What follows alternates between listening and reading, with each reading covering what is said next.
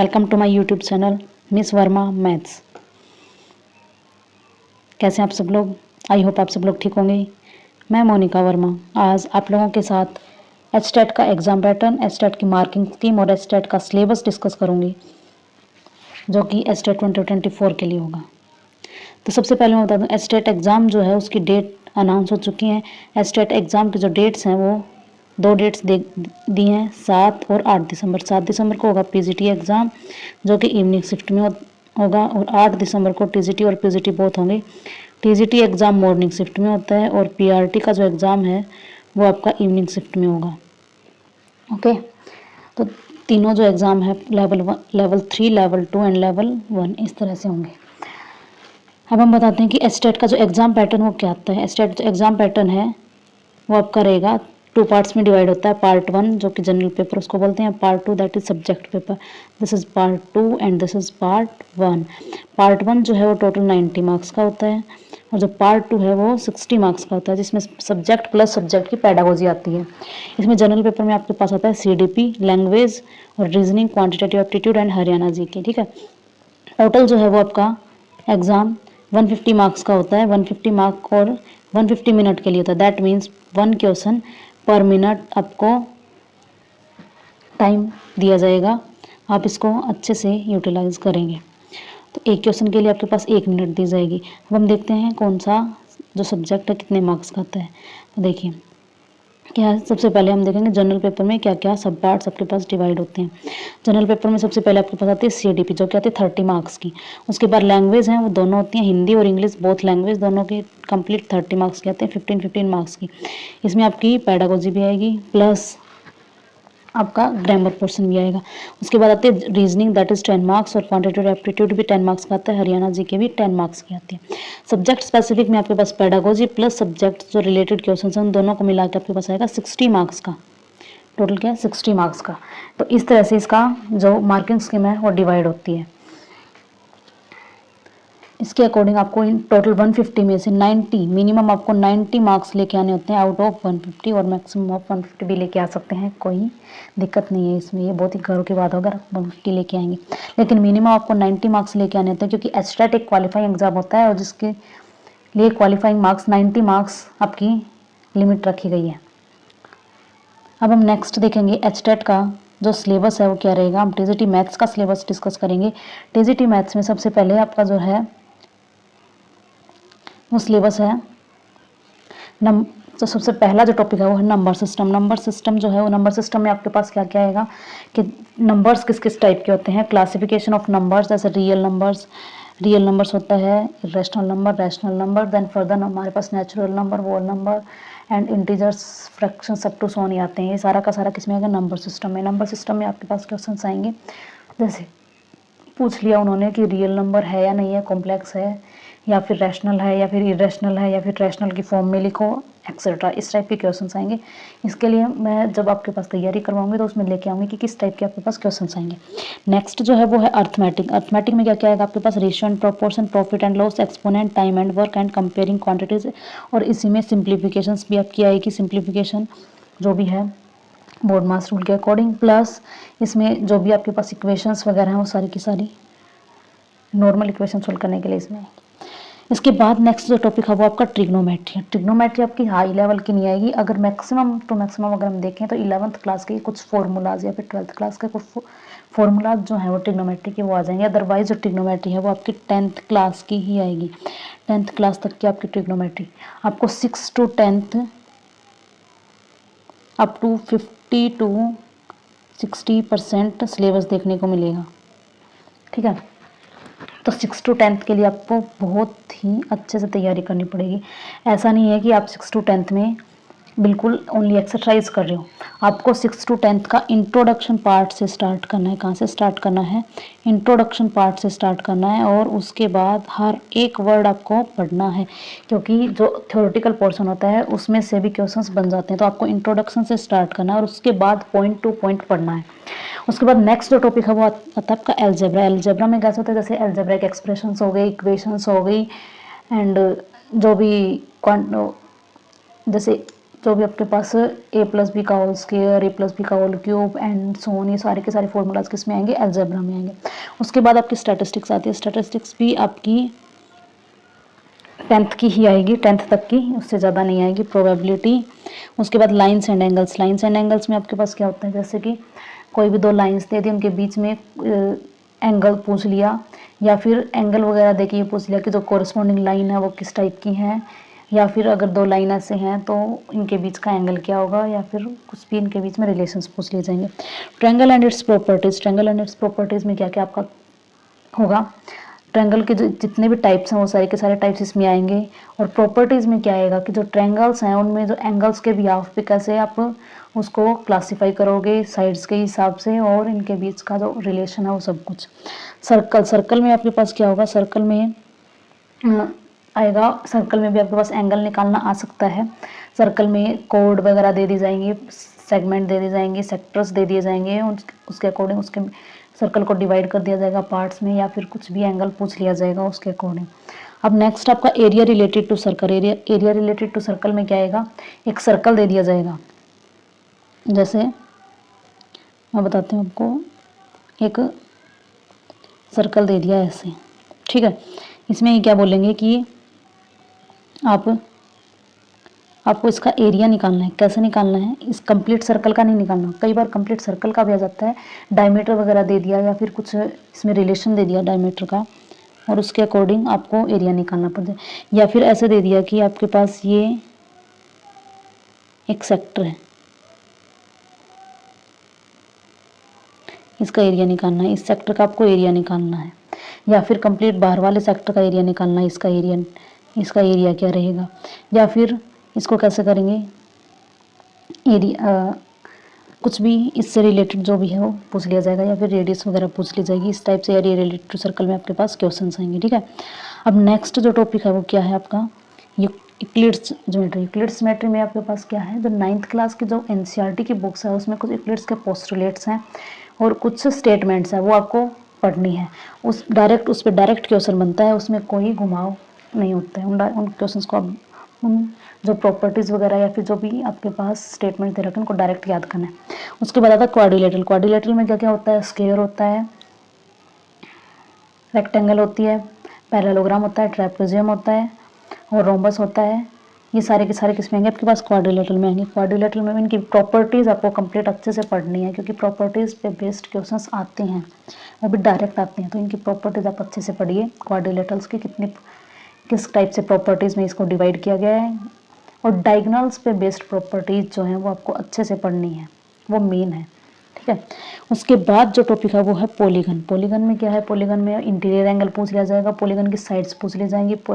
Polygon जो है वो एक्सटीरियर एंगल दे के साइड पूछ सकते हैं, या फिर इन साइड्स दे देंगे, या फिर ऐसे पूछ लेंगे कि हर एक एक्सटीरियर एंगल का मेजर बताओ, ये पॉलीगन में आएगा।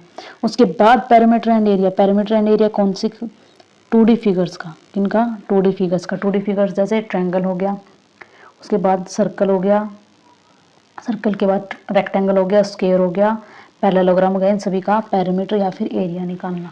तो इनके सभी के फॉर्मूलाज आपको अच्छे से याद करने पड़ेंगे, प्लस इसमें जो इनके बीच में जो रिलेशंस है वो भी आपको याद करने पड़ेंगे, अच्छे से समझने पड़ेंगे।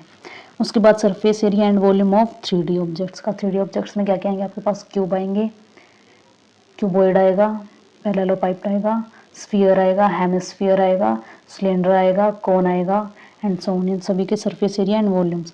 उसके बाद जो लास्ट टॉपिक है that is coordinate geometry. Coordinate geometry में क्या पूछ लिया जाएगा, कोई भी दो कोऑर्डिनेट्स आपके पास दे दिए जाएंगे ऐसे कि ये एक कोऑर्डिनेट है ए और ये एक कोऑर्डिनेट है बी, या तो इनके बीच की डिस्टेंस आपके पास पूछ ली जाएगी, या फिर डिस्टेंस दे देंगे, ये कोऑर्डिनेट दे देंगे और ये वाले कोऑर्डिनेट्स आपके पास फाइंड करो ऐसे बोल देंगे, या फिर क्या इनका मिड पॉइंट निकाल देंगे, ये बोल देंगे इनका मिड पॉइंट बताओ, या फिर ये किस रेशियो में आपके पास ये डिवाइड करते हैं इसका रेशियो पूछ लेंगे। या फिर कोऑर्डिनेट ज्योमेट्री में क्या है आपके पास, कोऑर्डिनेट ज्योमेट्री में आएगा डिस्टेंस वगैरह, और डिस्टेंस फार्मूला से area of triangle and so on. ये सारा का सारा आपका क्या था, टीजीटी मैथ्स का सिलेबस। अब नेक्स्ट जो लास्ट रह गया that is subject related pedagogy, भी इसमें आती है। 5 to 6 क्वेश्चंस आपके सब्जेक्ट रिलेटेड पेडागोजी से बनते हैं, ठीक है, तो वो भी आपको करनी है। ये सिलेबस हम स्टार्ट करेंगे कल से, तो अच्छे से हम theory plus theory plus questions करेंगे, जिससे आपको थ्योरी में भी आपकी अच्छे से पकड़ बन जाए और क्वेश्चंस भी आप प्रैक्टिस कर सकें, ताकि एग्ज़ाम में आपको कोई भी प्रॉब्लम ना हो।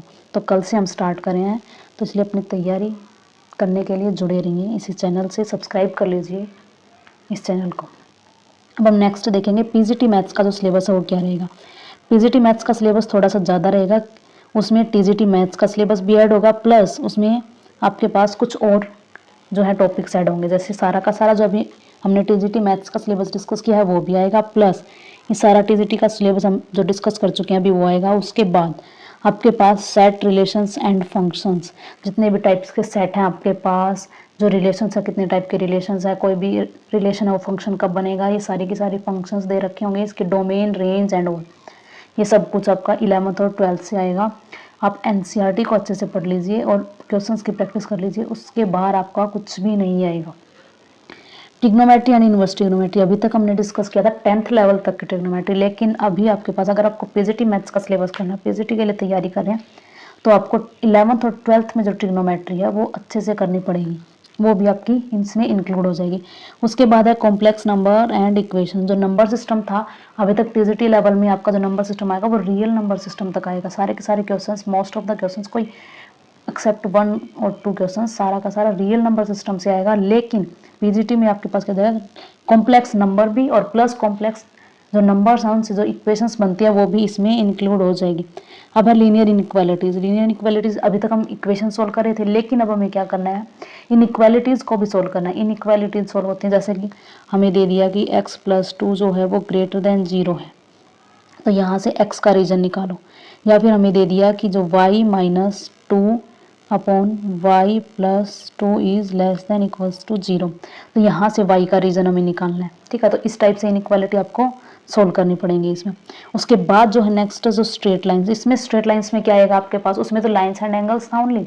अब हमारे पास स्ट्रेट लाइंस में क्या इंक्लूड होगा, जो दो लाइंस हैं वो पैरेलल हैं, पैरेलल लाइंस की कंडीशंस क्या होंगी, या फिर दो लाइंस परपेंडिकुलर हैं, परपेंडिकुलर लाइंस की कंडीशंस क्या होंगी, टेंजेंट निकालना, दो लाइंस के बीच का एंगल निकालना, वो भी फॉर्मूले के थ्रू।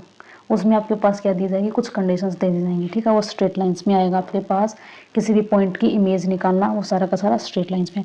अब बात आती है कॉनिक सेक्शन। कॉनिक सेक्शन में आपके पास क्या क्या इंक्लूड होता है, कॉनिक सेक्शन में इंक्लूड होगा पैराबोला, हाइपरबोला एंड इलिप्स, ये सब कुछ आपका किस में होगा, कॉनिक सेक्शन में इंक्लूड होगा। पैराबोला का आपको अच्छे से कंसेप्ट पढ़ना है, आप 11th क्लास की बुक से पढ़ लीजिए, अच्छे से हो जाएगा। उसके बाद 3 डायमेंशनल ज्योमेट्री। 3 डायमेंशनल ज्योमेट्री में क्या क्या इंक्लूड होगा, डिस्टेंस। अभी तक पीछे जो हमने कोऑर्डिनेट ज्योमेट्री की थी वो 2 डायमेंशनल तक थी, लेकिन अब हम करने 3 डायमेंशनल। 3 डायमेंशनल में क्या होगा, 2 पॉइंट दे दिए जाएंगे आपके पास स्पेस में, उनके बीच की डिस्टेंस निकालनी है, या फिर उन 2 पॉइंट्स को हमें किसी रेशियो में डिवाइड करना है, या फिर जो भी काम हमने पीछे कोऑर्डिनेट ज्योमेट्री में किया था वो 2D में किया था, अब हमें क्या सारा का सारा काम 3D में करना है। ठीक है, ये सारा का सारा इसमें आएगा 3D में। अब नेक्स्ट है matrix and determinants. Matrix and determinants में क्या क्या होता है कि जितनी भी टाइप्स के मैट्रिक्स हैं उनके जो भी उनका डिटर्मिनेंट निकालना, डिटर्मिनेंट के हिसाब से आपको जो भी equations, solution of system of linear equation with the help of matrix representation. ठीक है, मैट्रिक्स रिप्रेजेंटेशन से हम सिस्टम ऑफ लीनियर इक्वेशंस को सोल्व भी करते हैं, और जो डिटर्मिनेंट की हेल्प से हम एरिया ऑफ ट्रायंगल भी निकालते हैं, एरिया ऑफ पैरेललोग्राम भी निकालते हैं। तो ये सारा का सारा मैट्रिक्स एंड डिटर्मिनेंट्स जो कि 12th क्लास में है उससे आएगा। उसके बाद जो प्रोबेबिलिटी है वो अब तक जो पढ़ चुके हैं वो भी, प्लस प्रोबेबिलिटी में मेन एक थ्योरम होती है, that is main Bayes theorem. ठीक है, बेस थ्योरम जो है आपके कंडीशंस पे बेस्ड होती है, कंडीशनल प्रोबेबिलिटी पे बेस्ड होती है, वो भी ये that is important topic Bayes theorem का, उस पर questions most of the time बनता है। ठीक है, ये इंपॉर्टेंट टॉपिक। उसके बाद डिफरेंशिएशन एंड इंटीग्रेशन। डिफरेंशिएशन और इंटीग्रेशन जो है, डिफरेंशिएशन तो उसमें आपका सॉल्यूशन निकालना भी आ सकता है, या फिर एक डिफरेंशियल इक्वेशंस भी दे सकते हैं, या फिर डिफरेंशियल इक्वेशन आपकी बनानी भी आ सकती है, या फिर आपके पास डिफरेंशिएशन करना भी आ सकता है डायरेक्ट। उसके बाद क्या है इंटीग्रेशन। इंटीग्रेशन में क्या करेंगे, या फिर किसी फंक्शन का इंटीग्रेशन निकालना दे देंगे, या फिर कोई डिफरेंशियल इक्वेशन दे देंगे, उसका आपको सॉल्यूशन निकालना है, वो भी आप इंटीग्रेशन में ही निकालते हैं। ठीक है, और या फिर इंटीग्रेशन में आपके पास क्या दे दिया जाएगा, एक स्टेटमेंट दे दी जाएगी, उसके अकॉर्डिंग आपको उसका सॉल्यूशन निकालना है, या फिर कोई कर्व निकालनी आ सकती है आपको इंटीग्रेशन के अकॉर्डिंग। ठीक है, नेक्स्ट है कैलकुलस। कैलकुलस में क्या आता है, जो भी कर्व है उसको ट्रेस करना प्लस उसका जो कर्व के अंडर जो एरिया निकालना है वो सारा का सारा आपको किस में आएगा, कैलकुलस में आएगा। कोई भी दो वेरिएबल के जो फंक्शंस हैं उसमें जितने भी ऑपरेशंस लगेंगे वो आपके कैलकुलेशन में आएंगे, ठीक है। उसके बाद दैट लास्ट कुछ टॉपिक्स हैं, जैसे लिमिट हो गया। लिमिट में क्या है, लिमिट निकालनी, कोई भी एक फंक्शन है वो एक सर्टेन पॉइंट पे आके किस पॉइंट की तरफ या फिर किस वैल्यू की तरफ टेंड करेगा, वो किस में आएगा, लिमिट में आएगा। कि किसी फंक्शन जो है वो कहाँ से लेके कहाँ तक लाई करेगा, या फिर एंड कोई भी वैल्यू दे दी जाएगी, जब आपके पास वेरिएबल उसकी तरफ टेंड करेगा तो फंक्शन किसकी तरफ टेंड करेगा, ये सारा का सारा किस में आएगा, लिमिट में आएगा। And next one is vectors. Vectors जो हैं, वेक्टर्स आपका नया कंसेप्ट रहता है, दैट इज कोई भी वेक्टर्स हैं, वेक्टर्स के अकॉर्डिंग जो भी हम नंबर पढ़ते हैं वो क्या होता है, ओनली आपके पास मैग्नीट्यूड होता है। लेकिन अब किसी भी चीज़ की, जैसे वेलोसिटी है, वेलोसिटी में क्या होता है, वेलोसिटी में डायरेक्शन प्लस मैग्नीट्यूड बोथ होते हैं, ठीक है। मैग्नीट्यूड भी होता है और उसकी डायरेक्शन भी होती है कि वो किस साइड जाएगी, ठीक है। तो ये सारा का सारा किस में आता है, उसको हम जिसकी डायरेक्शन प्लस मैग्नीट्यूड रहता है उसको हम वेक्टर से डिनोट करते हैं। इसके बारे में कम्प्लीटली अच्छे से हम एक्सप्लेन तरीके से हम आगे पढ़ेंगे जब हम इसकी तैयारी करेंगे। तो अभी मैं आपको सिलेबस बता रही हूँ तो जस्ट बता देती हूँ, इसमें क्या आएगा, वेक्टर्स भी इसमें इंक्लूड होगा, ठीक है। वेक्टर्स में आपके पास बहुत ज़्यादा कंडीशंस होती हैं।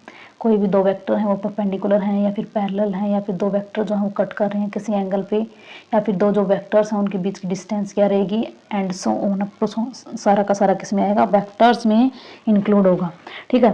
तो ये सारा था जो था वो आपका सिलेबस था टीजीटी और पीजीटी मैथ्स का, जो कि 60 मार्क्स का आपके पास आएगा, इसमें सब्जेक्ट स्पेसिफिक में, ठीक है।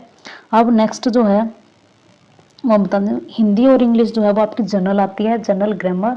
अगर आप किसी भी कोई भी बुक से या फिर किसी भी, अगर आप प्रीवियस ईयर भी कर लेते हैं तो भी आपका हिंदी और इंग्लिश हो जाता है। आपको जस्ट वन नहीं करना है, लेकिन बहुत ज़्यादा प्रीवियस ईयर करने पड़ेंगे, जिसके लिए रीजनिंग के लिए आपको थोड़ी सी प्रैक्टिस चाहिए, क्योंकि आपके पास जो टाइम है वो थोड़ा सा कम रहता है पीजीटी मैथ्स के लिए, तो स्पेशली आपके पास टाइम जो है वो बहुत ही कम रहता है।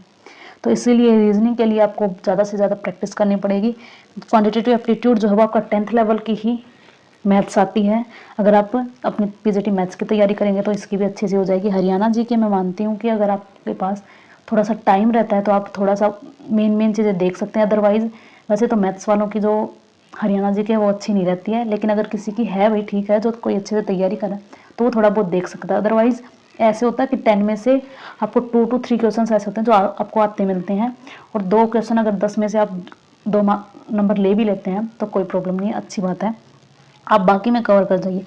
सीडीपी जो है वो आपको अच्छे से करनी पड़ेगी, क्योंकि वो 30 मार्क्स की आती है, और 30 मार्क्स के सीडीपी में आपके पास बहुत ज़्यादा सिलेबस रहता है, आपको इसको अच्छे से तैयार करना पड़ता है, ठीक है।